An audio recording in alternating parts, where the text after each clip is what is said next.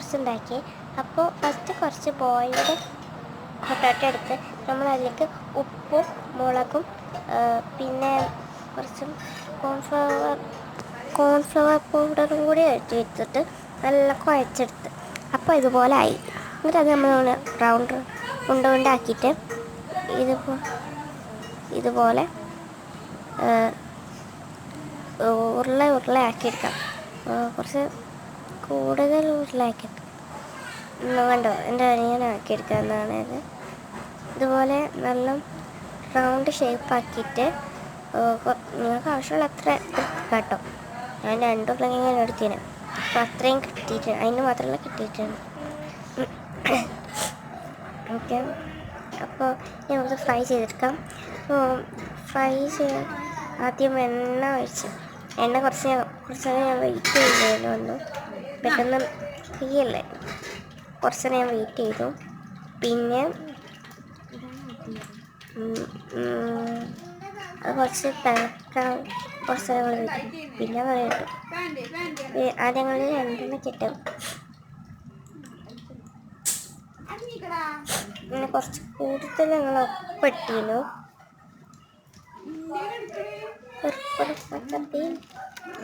പിന്നെ അത് രണ്ടും ആകുമ്പോഴത്തേന് നമ്മൾ കുറേ ഇങ്ങോട്ട് കൊടുത്താൽ ഫ്രൈ ആവില്ല വെച്ചിട്ട് കുറേ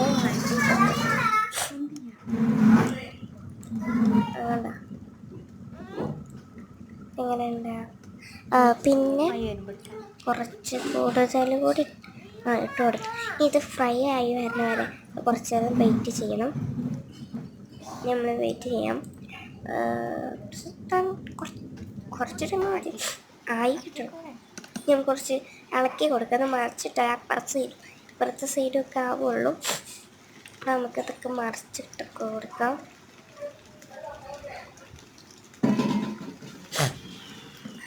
അങ്ങനെ ഞങ്ങൾ മറിച്ചിട്ടെടുക്കുകയാണ്. സംഭവം കുറച്ച് ഓക്കെ ആയിരുന്നു. മറിച്ചിട്ട് കുറച്ച് നല്ല ഫ്രൈ നമുക്ക് നല്ല ഫ്രൈ ആക്കി എടുക്കാം.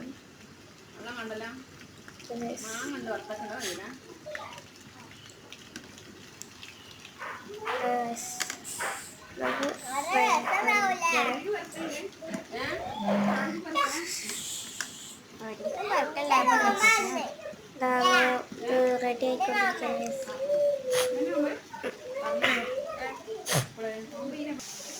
നമ്മൾ റെഡി എല്ലാവരും നമ്മൾ റെഡി ആയിട്ട് എല്ലാവർക്കും എല്ലാവരും